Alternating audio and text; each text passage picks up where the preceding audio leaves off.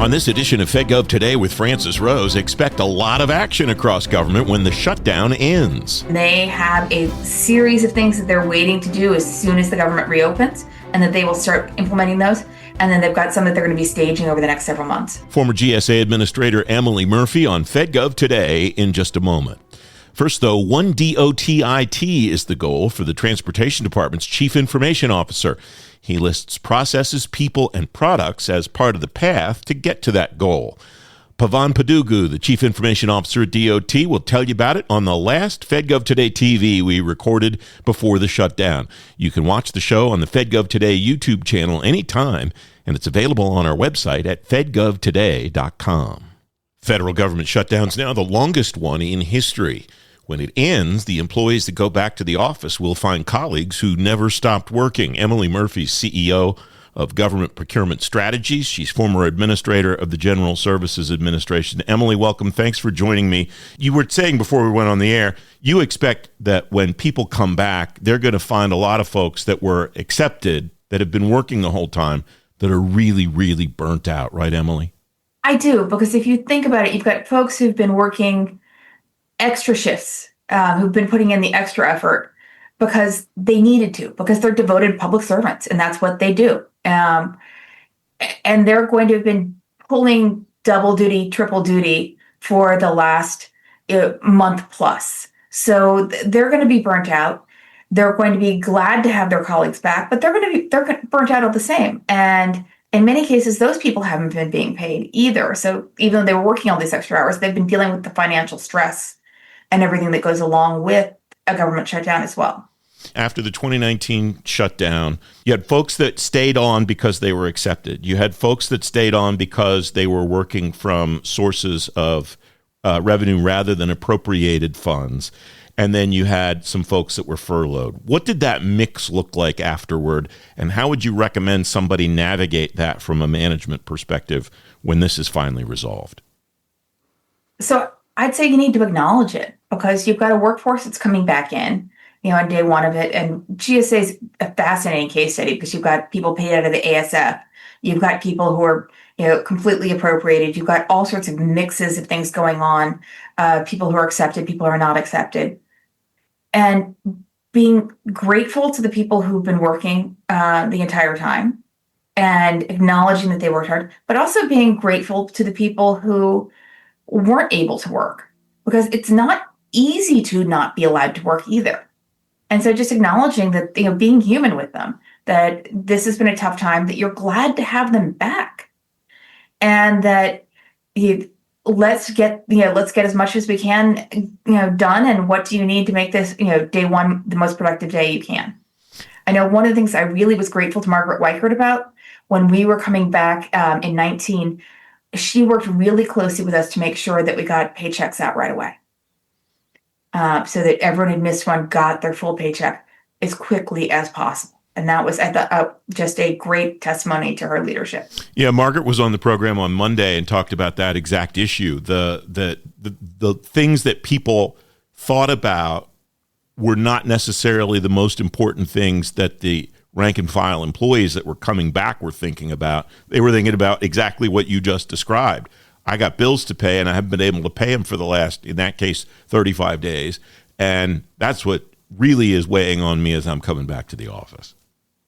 Well, and then you'd come back to the office, and in some cases, the offices hadn't been cleaned or fully cleaned. And the public building service does an amazing job, but they're not, frequently not paid during that shutdown. And you've got people who aren't allowed to work, and the contractors are allowed to come in and provide that support. So getting them on board, getting your contractors who have been working paid as well. There's a lot that needs to happen pretty quickly. If you think about it, all those contract changes are everything's backlogged. And so people are coming back. It's not like they were on vacation. They've been nervous and worried, and they're coming back to a backlog of work. So anything you can do to remove any additional concerns or worries from them is a good thing. How do you prioritize all this long list of things that have to happen? Is it like a traditional risk management framework type prioritization where you have this matrix of stuff, or is it just as simple as creating a checklist and putting them in the the order that you and your colleagues in leadership decide is the right way to go? It was working with the leaders of each service, and each of them working with their management team on, all right, what is the greatest priority? What is the greatest need? What do we need to do from a buildings perspective? What do we need to do from a financial perspective? What do we need to do from a payroll perspective? How do we even get time and attendance back and working? Like, how do you enter all this time? Because people were not able to enter their time while they're furloughed.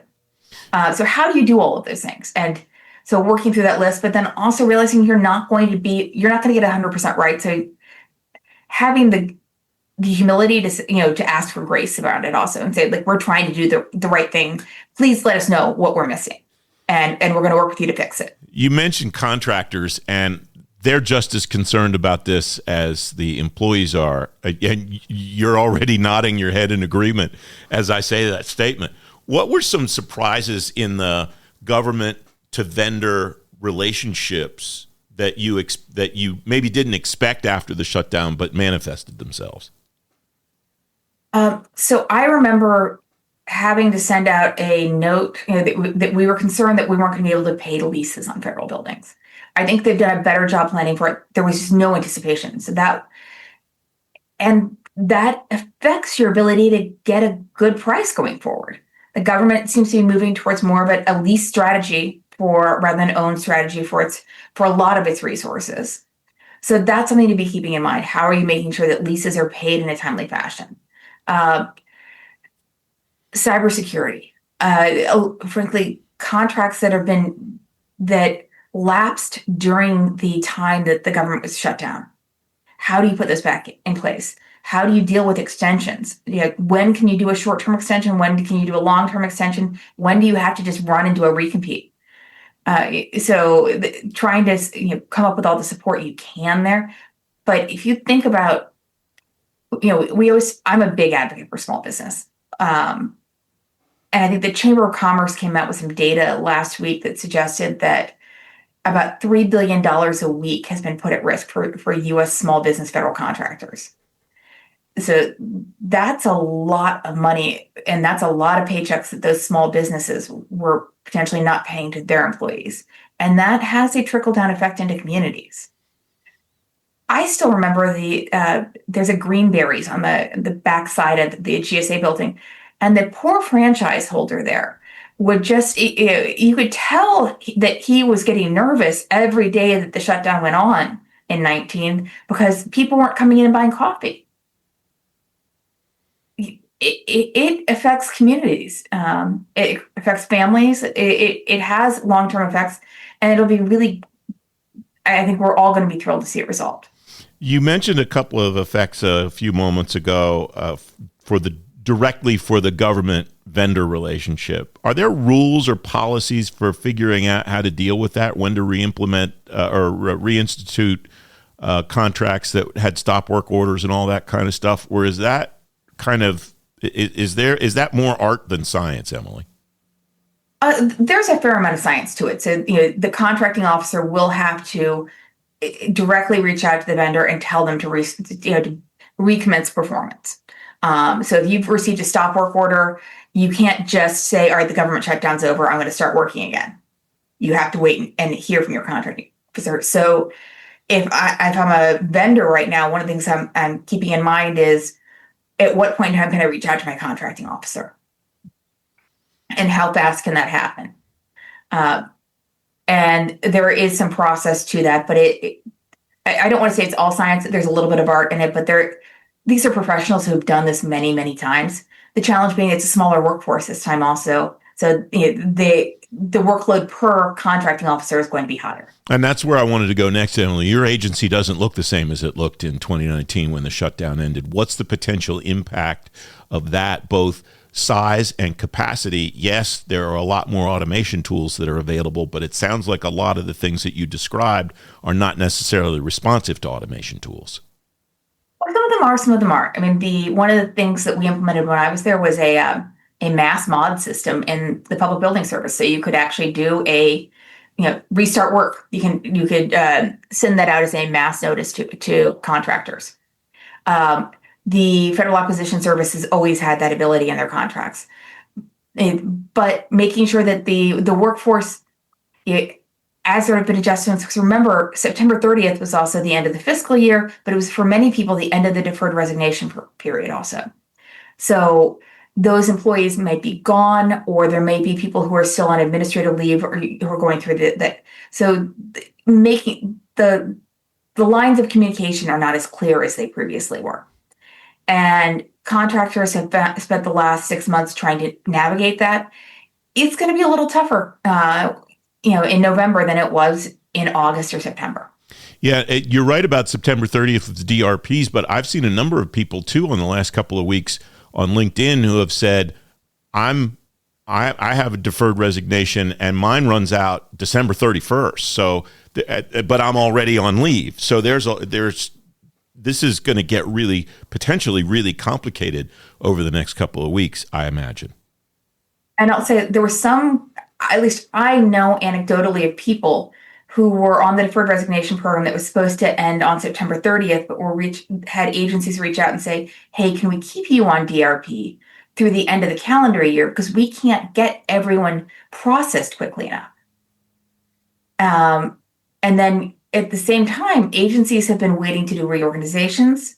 Agencies have needs PBS, if you recall, actually went back out to a bunch of the employees it had ripped and asked them if they wanted to come back, and said, if you do, you need to restart by October 6th. Well, there was no October 6th to restart on for a lot of those employees. So now how are they going to be onboarded? And that's just one example in many. I know that State Department implemented part of its reorganization during the shutdown. So people might be coming back to a different organization than they left.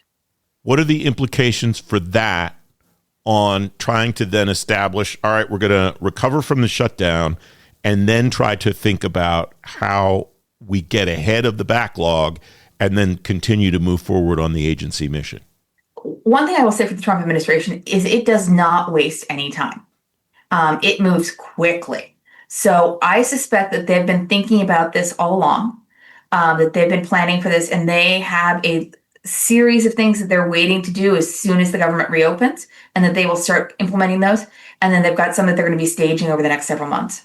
But if you remember when they originally launched DOGE, they said it was going to run through the 4th of July of 26, which means that they've all along had pretty much an 18-month game plan for how they were planning to implement their reforms. And I think that they're just going to compress that time frame a little bit, given to make up for the loss of October.